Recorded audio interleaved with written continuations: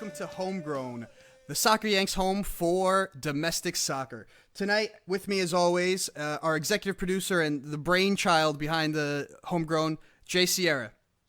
Hey, how you doing, world? We have a special guest tonight from 3forawin.com, Carlos Torres. Yeah, thank you guys for having me. Pleasure to be here. Carlos is also a podcaster like ourselves. They've got an interesting. I like your setup, Carlos. Tell everyone a little bit about 3-for-a-win. Yeah, this was a brainchild of my partner Dave Denholm. He actually works for Fox Sports on the TV side, and he told me one time, you know what, we should do a podcast. We've been friends for very close to pretty much since MLS began, and he just approached me one time and said, you know, we should do a podcast, but let's keep it short. Let's do 3 short podcasts every day. Keep it under 10 minutes if possible. So that's where we came up with the name 3-for-a-win. We just like to do 3 very short podcasts every day and let the people run with that. I kind of like it. I'm sorry, Dan, but I kind of consider it to be like almost like a. I know it might be kind of a cliche or corny to say, but like a blog cast where it's like not a full thought out process, but like it's quick hits, little spurts, and then you can just kind of go through whatever you want to. Yeah, it's kind of the idea, and we've used those terms before, like quick hits. Just I've listened to plenty of podcasts that are like an hour, 2 hours long, and you kind of lose track of where you're at, what it is that you really want to hear. So we just pick a topic, we pick it apart for 5-8 minutes, and we're done. If you guys want to listen to it, good. If not, then move on to another one. You know. No, I love it. It's actually what happens with me. Like I look at the feed and I go, oh, this one looks interesting, and I throw it on. I listen for 8 minutes. I'm like, okay, and then sometimes I grab 30 minutes worth at a time. Sometimes it's one. Yeah. But I really like your guys' podcast, and that's how I found you. I stumbled across it through Twitter, and now here we are. Yep. Thank you, guys. Appreciate it. So to keep things under under the 2-hour mark. Yeah. First topic tonight. This is kind of, we're not going to really talk about pro rel because that's a whole nother thing, but can we start to now look at USL-Pro as the second tier of the soccer pyramid? Has it really surpassed NASL? Jay? Well, I don't think today it has, but I think there's a possibility over the next a really realistic possibility over the next 5 years that it could be the least the better quality league compared to NASL, simply because of the connection that MLS has with it. I know Carlos being in LA, being a Galaxy fan, you have Galaxy 2 there, which essentially is, I wouldn't say, I guess the reserve side of it, but someone like Harrison City Islanders, they're associated with the Union, right? And they have players like Antoine Hopinel, who I talked to last week for an article. This is a guy who played 30, 40 matches over the last 3 years, and he openly wanted to go down to the Islanders to get playing time. And he comes on the field with more MLS experience than most of the NASL guys, and probably better quality player. I totally agree with you that the affiliation with MLS has really helped USL-Pro, and we're kind of seeing the benefit of that. We just saw Sacramento Republic win the title in USL-Pro. This is their first year in the league, and they come out of nowhere, win the title. Exciting things are happening, but it's not without its flaws, though. I think it's going to take a while for it to get to a certain level. Is it number 2 right now? Probably, but look, 9 teams have folded since 2011 in USL-Pro. They have 5 new teams coming in. But there needs to be a little bit more stability. And let's not forget, NASL has some of the most historic teams in the league, in U.S. soccer. Teams like the Cosmos, I believe, are in NASL. The Silverbacks, the Carolina Railhawks, the Fort Lauderdale Strikers, Minnesota United. These are historic teams. Whereas USL-Pro, yes, with their affiliation and all that, they're feeling a lot of kind of MLS, the reserves of MLS. But there's a lot of history in NASL that may come into play in the future. You know what I mean? Yeah, well, I mean, you look at a team like Minnesota United, who now has a U.S. men's national team call up. So it kind of speaks to they're not going to be pushed out of that second spot so quickly by USL Pro. I think what we're going to see with USL Pro, to kind of really tiptoe around the answer, is it really second or third? I really think it's going to become more of a parallel with Major League Soccer, especially with the growing affiliation. The Red Bulls were talking about putting in a team, but it looks like now they're going to explore finding a partner. The Kansas City's got a partner, I believe, in. I thought they had a partner in Oklahoma. Maybe was it? I could be wrong on that one. I could be wrong. I could be misstepping on that one. Regardless, I think what we're going to see maybe is going to be more of a farm system, and it's going to feel a little. I think it might feel different than a second tier or a third tier. I think it's going to be It's going to be. They're going to. And it's going to almost feel like they're interlocked. Who's the parent, and who's the sub. Like Galaxy 2. Maybe not everyone's going to do Galaxy 2, but they're going to have the one club in the USL Pro that they are affiliated with. Yeah, you're thinking of the OKC Energy. Yes, that's who I was thinking of. Yep. But then, there is the other aspect of it where Orlando City is coming into the league. Then now Sac Republic is looking to make a strong push. They look like they have some investors behind them and really trying to put some pressure on Major League Soccer to bring them in. So it's really, I think soccer in the U.S. is such an evolutionary state that it's so hard to pinpoint any of these kind of things, where it's just changing so much. Even now, it seems like, month to month, things are evolving. And I think some of the things is kind of almost like string theory, like it goes off on one branch and that kind of dies off, but another branch, so every week we think something is changing, but it may not mean anything in 6 months. It may just, okay, that didn't work out, because it's kind of still young. Essentially our pyramid is young.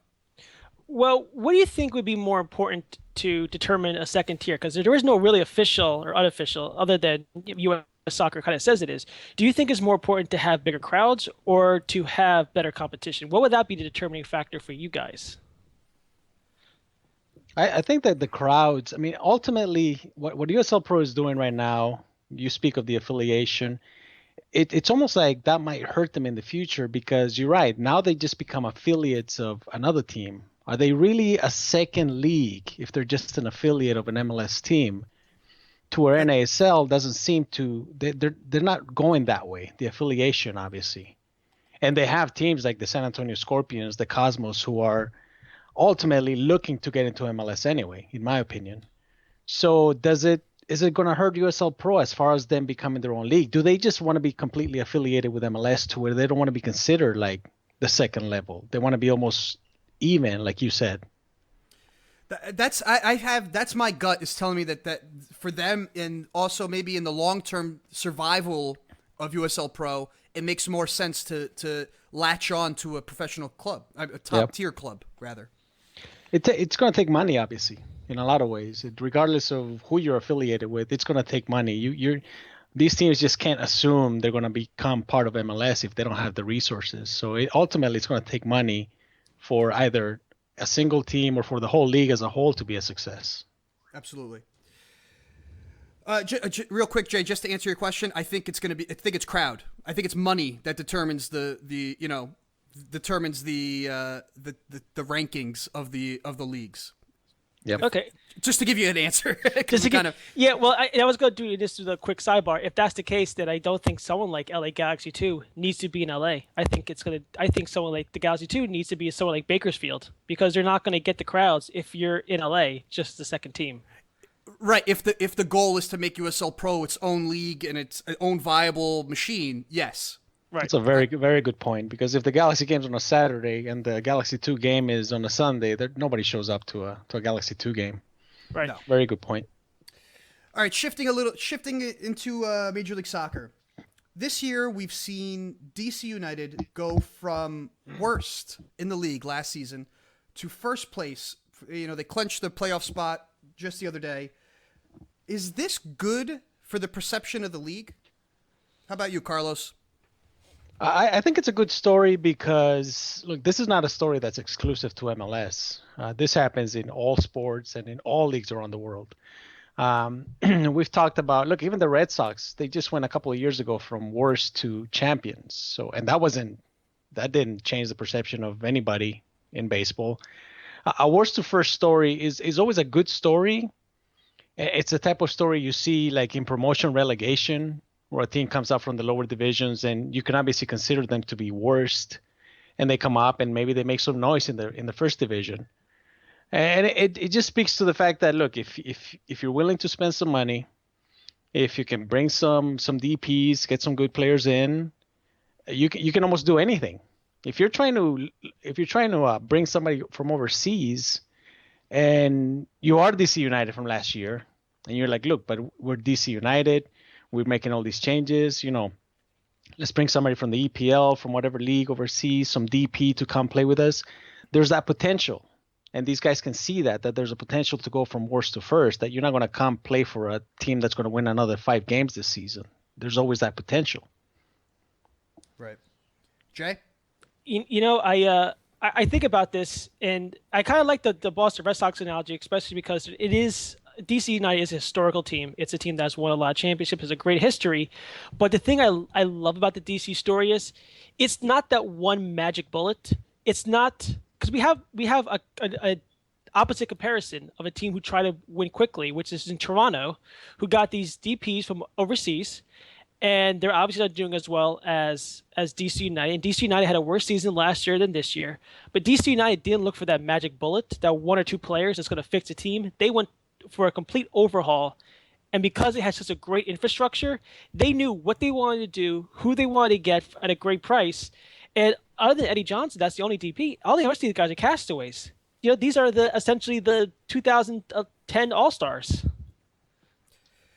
All right, you guys both make very, very valid points. I'm going to be a little bit of the contrarian. So the question really is perception of the league, right? So I think for us, for the people that pay attention, that appreciate the sport, we don't need any convincing. We're above casuals.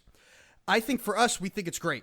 I think for some American sports fans that are used to single entity, that are used to a team, in football or baseball. I mean, baseball doesn't happen as often, but like, let's say the NFL, which has high parity, where you see bad teams like the Texans last year were awful, and looks like this year they've bounced back, and they look like they may be a playoff team. It's very early, but whatever.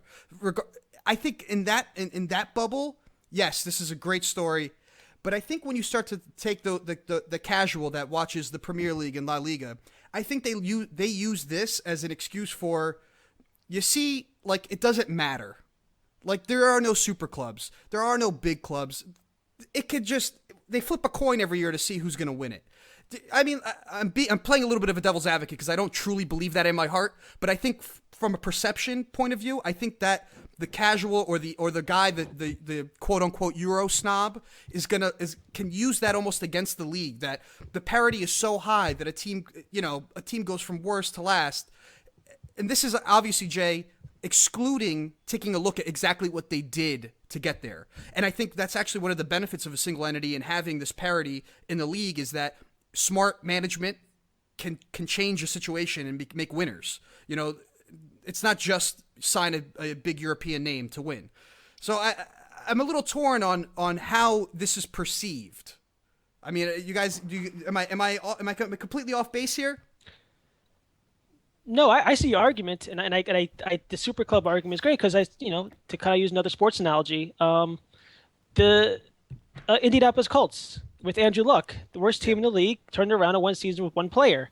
That's the narrative. I guess DC United kind of doesn't have that narrative because they don't have that great player.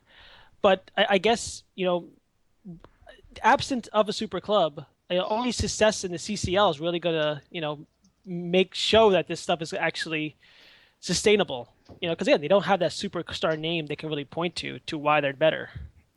I think that casual fan you're speaking of isn't a Stoke fan. He isn't a Cordoba fan, a Granada fan. I mean, you're talking about a Manchester United fan, a Barcelona fan, who is used to that. I like the competition. I've always said, as fun as La Liga is, as fun as the Bundesliga is, there's no competition there. You have 2, 3 good teams, and you have 17 awful teams. And MLS can't afford. They can't even afford to have DC United be an awful 4-win a season team for 5 years straight. And again, the resources are there to bring new players in. And I happen to like the competition. I want to be able to get up on a spring morning and say, you know what, my team has a chance to win MLS Cup this year, where 18 fans in EPL or La Liga have no shot at that. Yeah, no, I agree. I said it the other day. We were at I was at a birthday party, a family party, and we had thrown on the Red Bull game, and it was Red Bull Sounders, and like one of my uncles was like, I didn't realize the Red Bulls were that good. I'm like, well, this league is exciting. There's no easy matches in this league. People don't realize that. They think it's just a couple of clubs, but it's like it's a couple. The person that doesn't really pay attention, they're like, well, there's that team in New York, the Red Bulls, right? There's the Galaxy, and then maybe they know the Sounders, and maybe Toronto because of Bradley and Dempsey, maybe. And so they don't realize, like, every week they're grinding it out. Like, there's not that many pushovers in the Major League Soccer, as like you were alluding to. The bottom half of a lot of tables in Europe are pushovers. Yep. Okay. Somebody's winning 6-0 every week, either in La Liga, in the EPL, or in the Bundesliga. Yes, but all right. So this is gonna be a good segue, because there is one team that has. I mean, they had some good stints, but they probably have been the worst franchise in Major League Soccer, I think, in my opinion, and that's Chivas USA. News broke the last couple of weeks that I think it was a week ago, maybe perhaps now, that they're folding for at least 2 years. Now, for a lot of fans, there's going to be there's kind of a displacement here. There's a lot of fans in LA that are going to be displaced. I mean, maybe not a lot, but there are some. There are some people that have still been there and supporting. What does this mean for LA, the fans, and is this kind of like one step back, two steps forward for the league?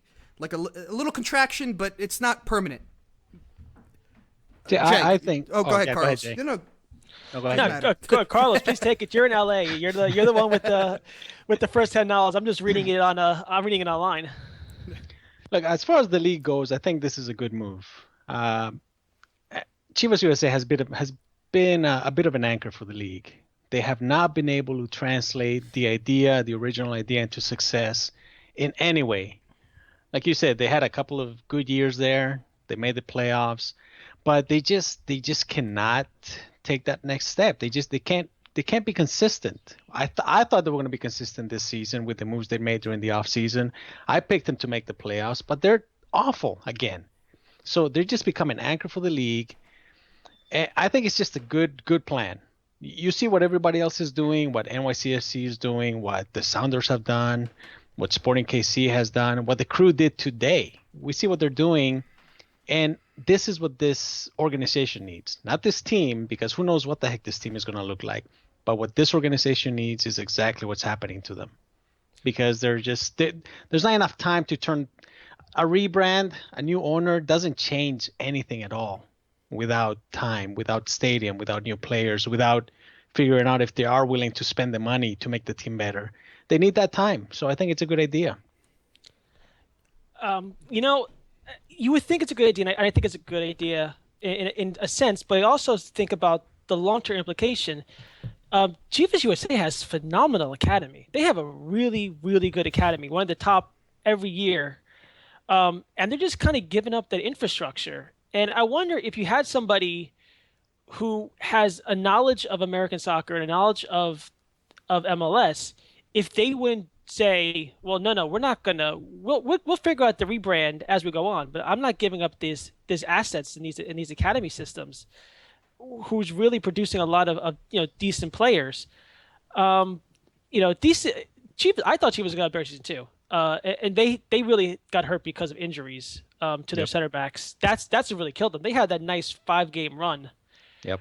Where they're beating good teams and getting results, but they just never had the resources put into them and taken seriously. And I kind of wish that there was somebody who was familiar with the league who would not bring it down for 2 years. Because I'm just more concerned about those academy kids and what they're losing, what the country is losing, not having them.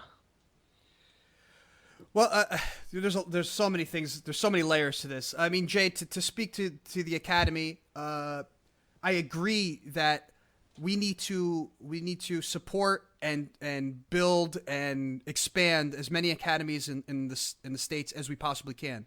However, I don't know if you saw the Real Sports that they had. I believe it was Real Sports they had on Chivas USA.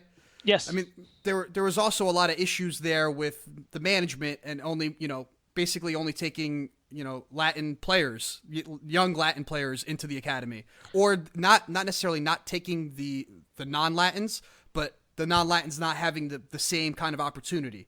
So I guess the academy is there, but there were still needed to be changes. I mean, I would imagine that the next, I mean, does Chivas pull all this away? Like, does it completely disappear? I mean, has it really been that successful? If it hasn't translated to any success, I think it's just level? I just think that management has not cared.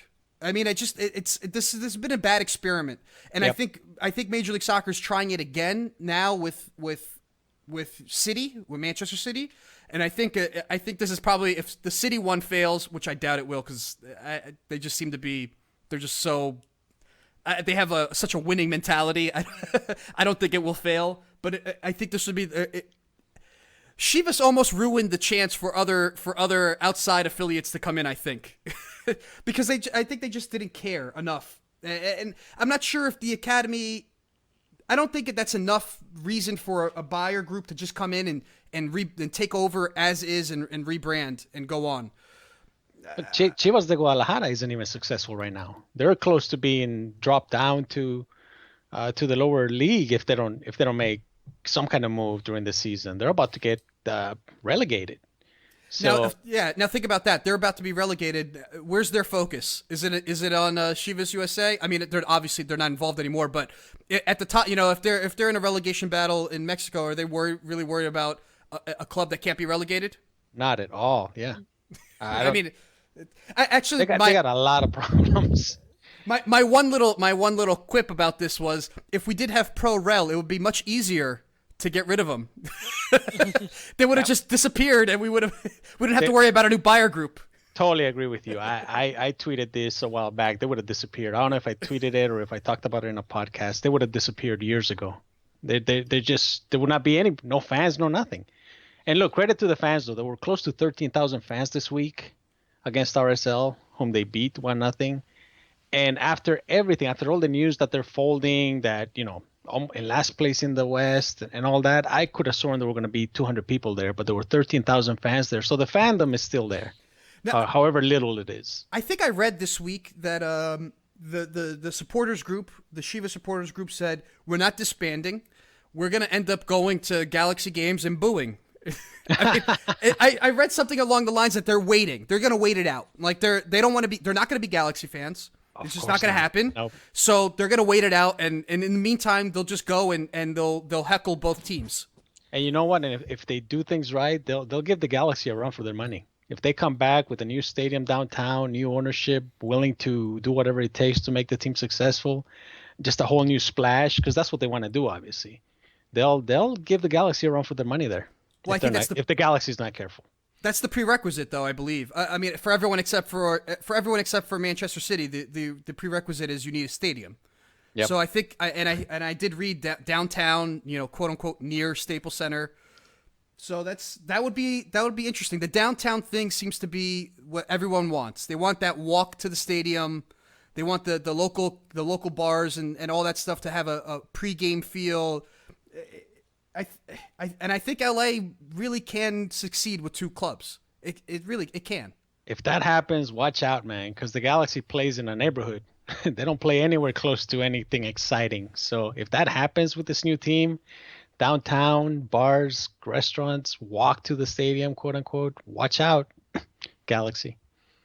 All right, my last question on Chivas, and maybe I don't know if either of you guys know how this works. If they fold at the end of this year, does Orlando City take Kubo with the first pick in the expansion draft? Can they? How does that work?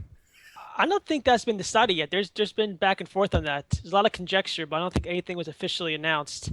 I'm sure someone can. First, you have to make sure they keep him for next year. Or he might just become free. He's a loanee. He's not. He's a loan. He's not a. Oh, He's not a player under contract. Yeah, he's on loan from I was Chivas not de aware of that. Guadalajara, I was so not aware of that. Well, never mind then. He He's might go gone. back. He's gone. He might go back and help the other Chivas for sure. Okay, this is a good point for us to go to the Quarry with Jay. He's going to give us a little bit of a historical look back. I think this one's talking U.S. Open Cup. I'm here with Dr. Derek Van Rheenen, Director of Athletic Studies and Faculty Director of Cultural Studies of Sports and Education at Cal Berkeley. How you doing, Doctor? I'm doing great. Thanks, Jason. I brought you on the show to talk a little bit about the history of the Greek Americans, AC, as well as a little bit about soccer history. You were a former defender at Cal Berkeley, and you won a couple of semi-pro clubs. Is that correct? In the Bay Area. Yep, correct. And I get the significance of why we're having you on is 20 years ago, the Greek Americans of San Francisco were the last team to, I guess we did the last semi-pro or amateur team to win the U.S. Open Cup in '94 before the pro era began. And I found you through an article on a little bit on the club and also on the topic of I guess would be heritage clubs or society clubs in American soccer. Is that correct? That is correct. If you want to talk a little about the piece and a little bit about the club, that'd be great.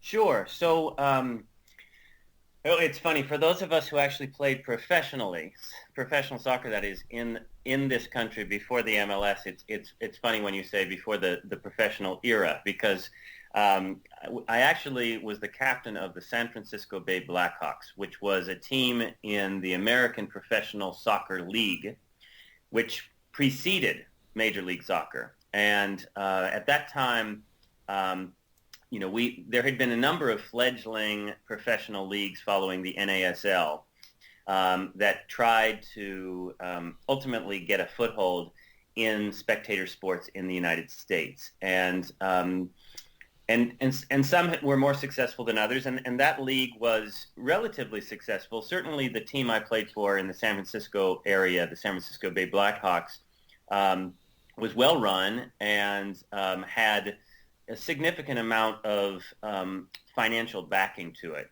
And so on that team, which we won the national championship in 1991 of the American Professional Soccer Team, my teammates were Eric Winalda, John Doyle, Marcelo Balboa, Troy Dyack. There were Paul Bravo. There were a number of individuals who Dominic Kinnear, number of individuals who went on and then played in the MLS when it started after we hosted the World Cup. So it was a quality product at that time. But as you know, when the United States was granted hosting rights for the 1994 World Cup, one of the agreements was that there would be another or a more concerted effort at creating a professional soccer league in the United States.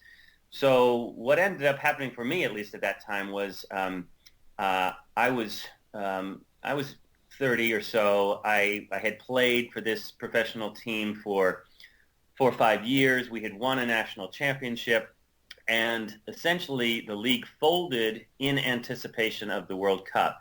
And so a number of my teammates, many of whom were younger than I was, basically coached and did various things in anticipation of the draft for the MLS and, expecting that then they would get on rosters for MLS teams, which, the majority of these guys did.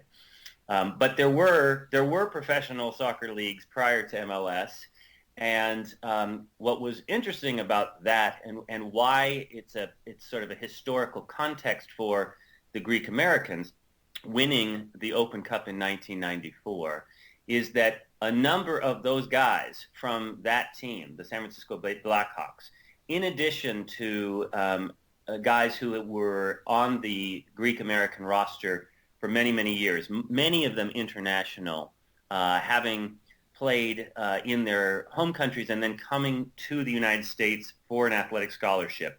And very high-quality players, some of them actually having played for their national teams in their native countries, some of them having some professional experience in their native countries. Very quality players. Many of them went to the University of San Francisco, which had a tremendous history of soccer, and particularly drawing international student athletes to the school and to that team, and they also had won some national championships. So in 1994, the Greek Americans already had a very long history of success in the San Francisco Soccer League, which is to date the oldest continuous soccer league in the country. Which seems strange, Jason, you're out in the East Coast. You wouldn't imagine that it would be San Francisco, but it is in fact the oldest continuous soccer league. And the Greek Americans were established in the early 50s by Greek brothers who were immigrants from Greece, which was, going back to my article, very, very typical in the United States in the way in which amateur club soccer leagues developed in municipalities, in cities. They were oftentimes connected to ethnic organizations, churches, community and cultural groups, and very much tied to a ethnic identity. So in San Francisco, and this is true also in practically every large city across the United States, you have club soccer teams and other sports too, but in the case of soccer, that are named specifically after the national and ethnic heritage. So the Greek Americans were basically founded and established based upon another cultural practice or facet that brought the community together, rallying around a team, and initially a team comprised solely of Greek American immigrants. So the Greek Americans would play against the Italian Americans, who would play against the Scots, who would play against various other teams. And you can actually look at the history of these leagues and the introduction of certain teams, and it very much corresponds to the waves of immigration by certain groups in the world when they have immigrated, in particular to the United States and into to particular cities. So, some of the European teams are older than some of the Central and Latin American teams that come in later in terms of processes of immigration. So the Greek Americans had a very long history in terms of its cultural role in the city, but as you saw, it became more and more competitive athletically. One of the interesting shifts that takes place is that 1994 team that I was a part of that won the Open Cup in 1994, there was not one Greek American on the roster. The owners were still the Greek brothers, Jim and John Rowley, who established that back in the 1950s, played for the team as Greek immigrants. But one of the trends towards becoming more competitive and winning games was they would recruit whoever they could from wherever they could in order to play for that team, regardless of ethnicity. So one of the things that's lost in that process of becoming a very, very competitive team is potentially its ethnic identity and ties to the community. But I would add that the fans themselves were still oftentimes Greek American. So even though I'm of Dutch heritage, we had guys from Nigeria, we had guys from Norway, from Sweden, from Honduras. The Greek American fans were still supporting their team, comprised of this melting pot, the United Nations going out there on the field representing them. So that's one piece of it. The other piece is that the quality of that team was, again, comprised of guys who had already played professionally, guys who had already played for national teams, and a host of guys that were going to go on to MLS rosters because there was nowhere else at that moment in time to play the highest quality of soccer. So those leagues for that period of time, and you can actually see it going back historically when professional leagues in the United States have folded and then we're waiting or trying to get another league up and running. It's these club sports that ultimately then become the locations and spaces where the highest quality of soccer is played. And that's a moment in time where that happened. The American Professional Soccer League had folded. The Major League Soccer League was going to begin, but in that vacuum, there was nowhere else where the quality of soccer was going to be played. So it was being played in these localized municipal games, and in this case in San Francisco at Balboa Park in South San Francisco, which has a long, long history. So that Greek-American team, as I say, was comprised of lots and lots of players who ultimately would be playing in the MLS. And arguably that team, certainly at that time, could have made up a roster in the MLS and been quite competitive. So, but historically, it is the last officially amateur team to win the most coveted cup for soccer in the United States. Wow, there's about 7 podcasts you got with just the history and the explanation of that in there. Sorry. No, it's wonderful. It's great. You're right. I follow a lot of soccer history and I try to learn a lot, and I don't focus as much on the West Coast. It just doesn't seem.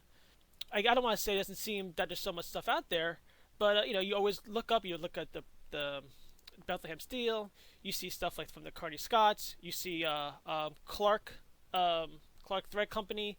So you don't see a lot of stuff on the West Coast. And to know that there was this thriving league in San Francisco, kind of, you said it was the longest league out there, kind of akin to what was going on in St. Louis, which was one of the strongest leagues in the early in history. It's really interesting. And just naming all those players, I mean, that really gives credence to the quality of soccer that was being played there. Yeah, and it was a great era. It was a great time to be playing with these guys and to really see that soccer in the United States was starting to actually gain ground. Because I played at a time in college and in the pros where it still was perceived as a very minor sport in the United States, at least, and by the sort of dominant American populace. It was funny because when we played at Spartan Stadium, which is a stadium affiliated with San Jose State University. And we would oftentimes play Mexican national teams. So, their premier teams, Club America, Atlas, Tecos, University de Guadalajara. And in fact, our team, the Blackhawks, actually had our preseason down at the University of Guadalajara. We had our training camp there. We played against, again, premier Mexican teams. And then when we won the national championship in 1991, we represented the United States in the CONCACAF. And we played against Club America. And I remember very distinctly playing at home. We're supposed to have home field advantage in Spartan Stadium in San Jose. And the stadium is not large, but it probably can accommodate 25 to 30,000 fans. And the place was packed. It was to the rafters, 30,000 people in the stands. But almost all of them were rooting for Club America. Even though we're on our soil, it's our home field, and there's probably literally 25,000 Mexican Americans or Latin Americans rooting for Club America against us. So, it was an interesting period of time, and I reflect now on where we're at in 2014, and just amazed at the way in which, for example, this last World Cup was embraced by the American public.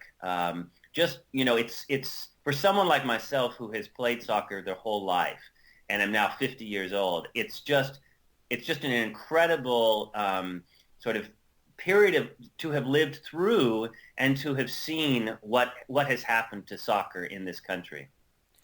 You know, I'm not at all surprised that your stadium was filled up with Mexican fans. I mean, just think about the Rose Bowl. You can't have a Mexican U.S. game in the Rose Bowl. There's a reason why U.S. plays Mexico in Columbus. It's it's probably the only place in the country where you're going to get a pro U.S. crowd for a Mexico game.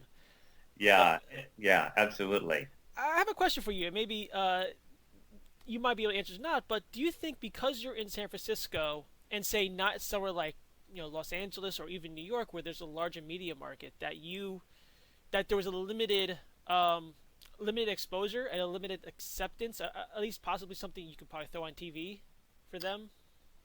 You mean at the time that I played? Yes. I mean, figuring, ESPN was in Connecticut, and they were looking for stuff at that time, and they covered a lot of local high school stuff in the New Jersey, New York, Connecticut area.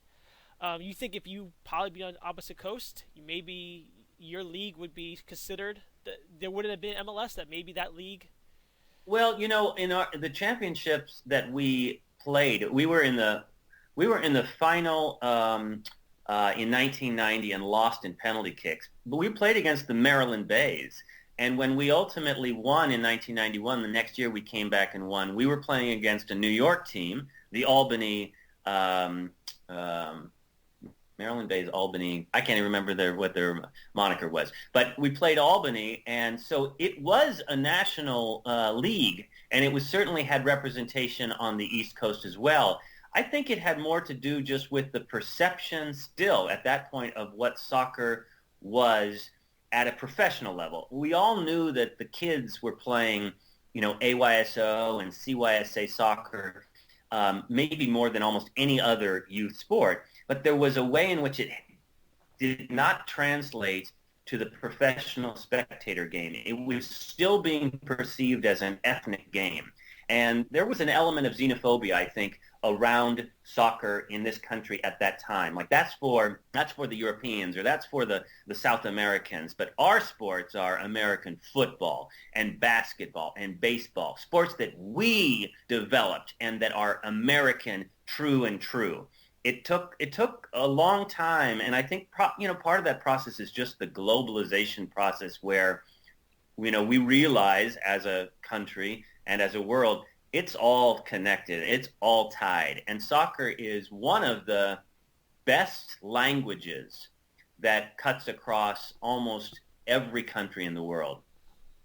Yeah, I definitely understand the heritage part of it because I'm in my 30s, and my co-host Stan is a Brazilian, and I'm American, but I come from a Spanish father, and we grew up together. And when we were playing soccer, we were never Americans. We were defined by our heritage and our quality of play. Never seeing us on the field, our quality of play was based on the heritage of our. He was Brazilian, so he was a forward. I was Spanish, so I played defense. Mm-hmm. And the Italians played defense, and a lot of the South American kids played midfield and attacker. So it was very much step forward. I'm in my 30s. That's almost 20 years ago, 15 years ago about that. It was still that heritage-based, possibly xenophobic attitude.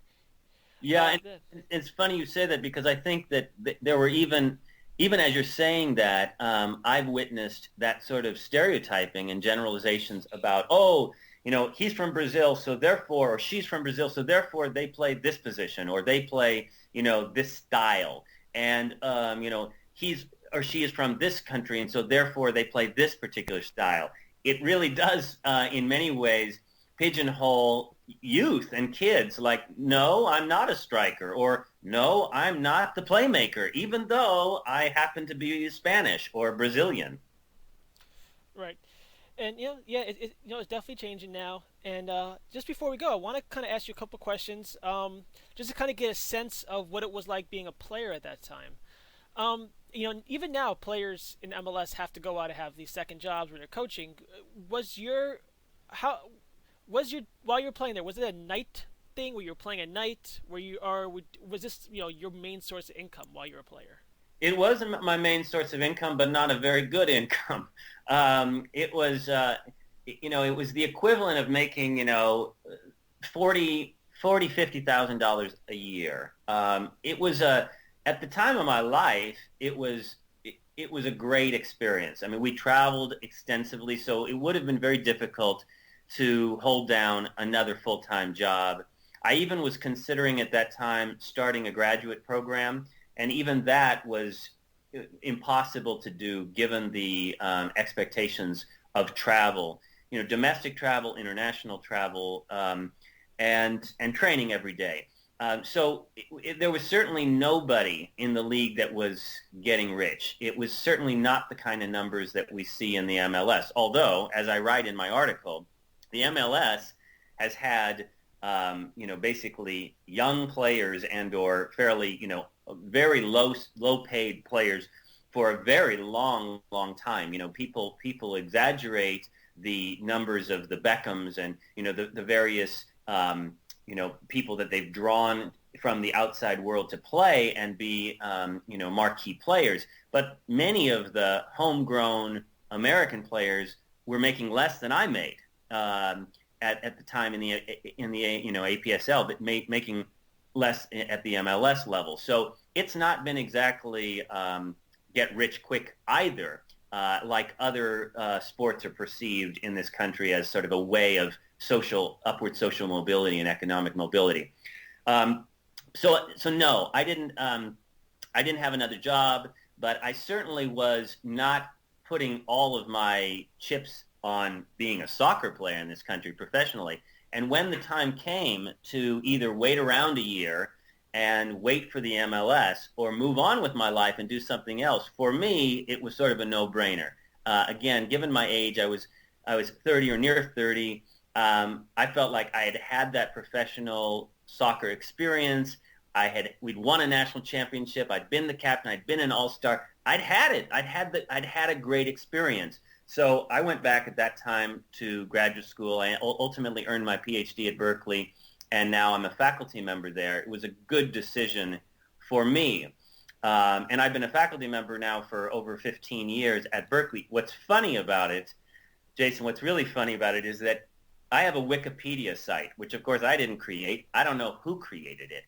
But if you go onto my site, all you would really know about me practically is that I was a soccer player in this country. I mean, there's a kind of a a footnote that, and by the way, he's also a professor at UC Berkeley. Mm-hmm. So I guess my fame more has to do with playing soccer in a fledgling professional league. I can't remember how I even found the article, because the article that I found it's in a scholarly journal. It's not something.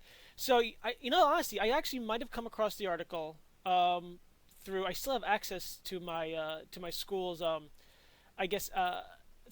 database to get scholarly articles, and I might have just come across looking up Greek Italians in something like ProQuest or I forget what the other tool is called, but it definitely wasn't something through Wikipedia or anything I found you.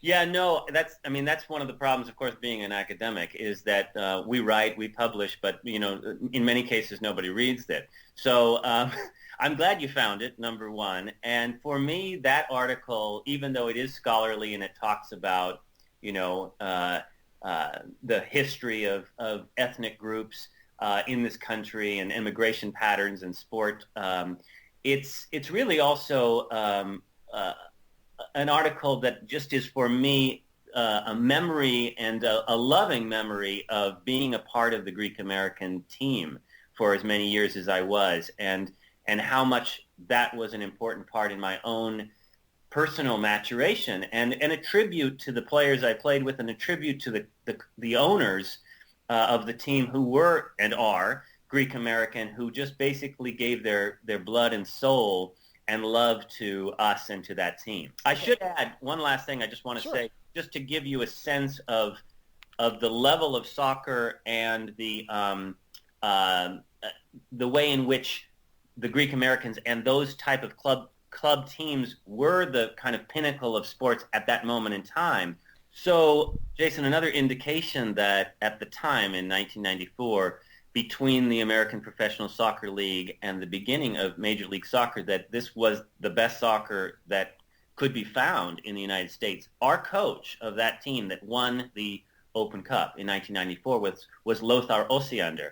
And he had been the U.S. national team coach. And so he was obviously perceived in the country as one of the top level coaches that was anywhere. And so the fact that he was our coach, the fact that we had players on the team that were representing the United States and then would go on and ultimately be significant MLS players and coaches is, I think, a tribute to that this was a quality team. And it was just the best soccer that could be played at that time. That is almost a little bit ironic that your team is the last quote unquote amateur team to win it when you have that much talent both professionally in the coaching ranks and in the player ranks. I would agree. It was in many ways not all that amateur. Right. I think that's a perfect part to leave it at.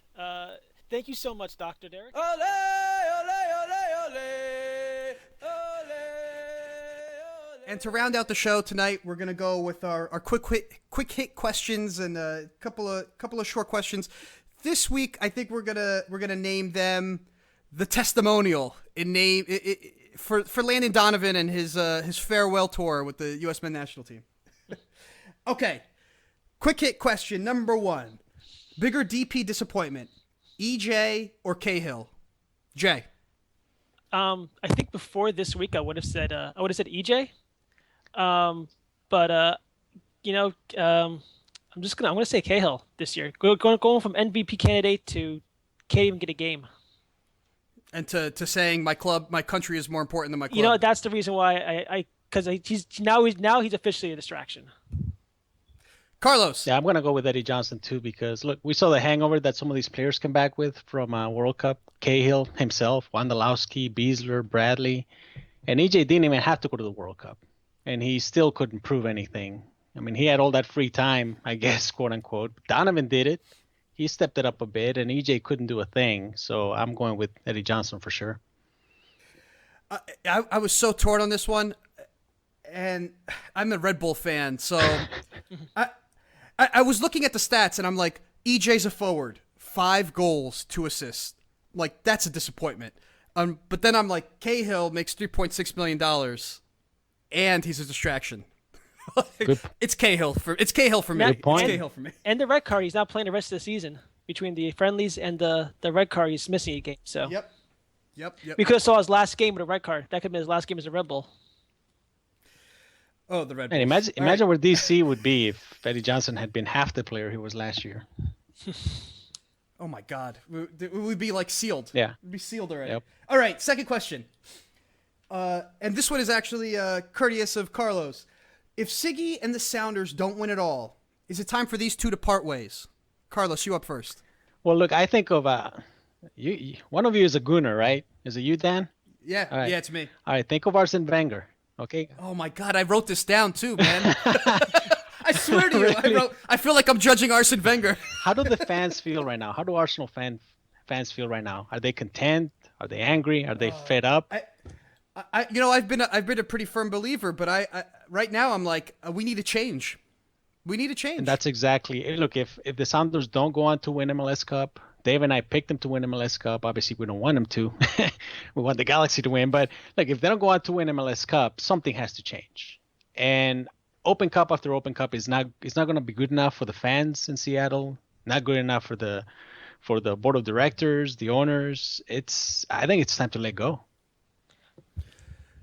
I'm gonna have to agree. I agree. To me, it's if they don't win it, they need to change because there's too many stakeholders in this between the fans, the ownership, the city.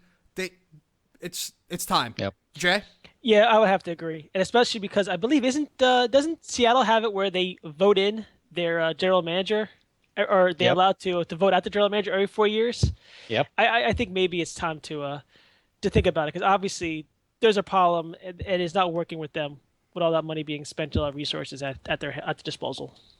Yeah. Well, I mean, it's a little harsh. It is kind of working for them. It's just not working to that the next level.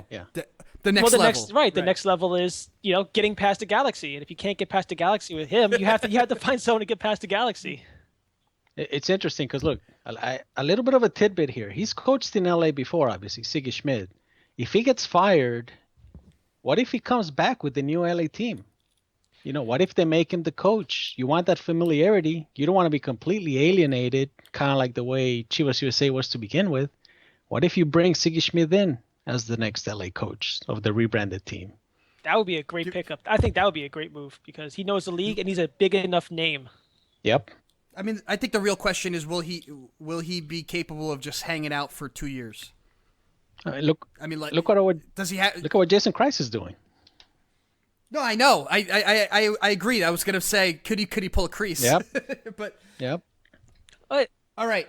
Oh, go ahead, Jay. You want last words? Last words on No, Siggy and the Sounders. He could pick up a assistant college coaching job. Jesse March. Jesse March, who's a former coach of Montreal. He's now the assistant coach at Princeton, and he's doing well there. But I mean, it's Siggy Schmidt. Come on. This isn't Jesse Marsh. All right. Final question here. Will Thierry Henry play in Major League Soccer next season?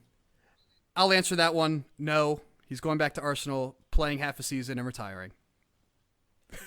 Jay?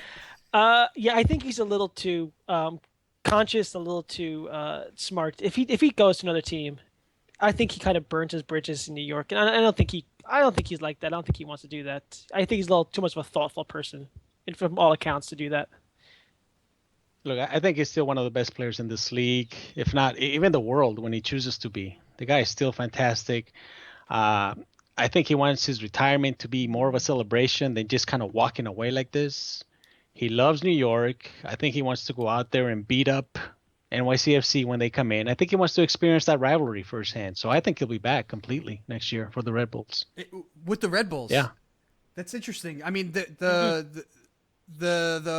what's his name? Why can't I remember his name? He just came out from the Red Bulls saying Henry's not coming back. Who? Houllier? Jay? Am I correct on this? The Red Bull? Houllier, yes. I think it's Red Bull. That's correct. Red Bull Brass. Yep, Houllier. He just said that Henry's not coming back, didn't he? Now he said, I think it was a report today. I think there's a report today. There's a possibility the door is there's a crack in the door. The door is slightly ajar. He can go through. I hope so. It's Thierry Henry. I mean, yeah, I think he wants. I think he wants to experience that rivalry. He wants to be part of that. I think it would be great. I think it was great. 1 year deal. Let's bring it. Let's bring the pain, please. All right. On that note, guys, this has been a pretty good homegrown. I think we covered a lot of topics. Carlos, I'd like to thank you very much for coming on the podcast tonight. We appreciate your input. It was just like 3 for a win. Good stuff. Should do that on purpose, or what? Well, no, I really like your fresh, honest approach. That's why I listen to your podcast. Yeah. But where can the people find you? Just their website is 340win.com, and on Twitter, probably the easiest way to find us, 34win, and anything you use, iTunes, iHeartRadio, SoundCloud, whatever, just search 340win and you'll find us there. Jay, thank you very much for masterminding this thing again. Where can the good folks find you? Oh, they can find me at Soccer Yanks. Haven't been updating my profile blog yet, but I'll just say that one too. RescinderRedblog.com, and then also my new project, which is NJCollegeSoccer.com, which I cover all Division I New Jersey men's soccer. Which I really appreciate that someone is covering it, and I appreciate that you're driving all over the state and covering these games for me. Well, no other major newspaper, no TV station, no one else is doing it. So there's a market deficiency, and I'm going to fill it. You're getting in on the ground floor. Guys, thank you very much for listening. For this podcast and our other podcasts, please visit socceryanks.com. I am Dan. You can find me at SoccerYankDan on Twitter. Give us some feedback. I'd love to hear from you.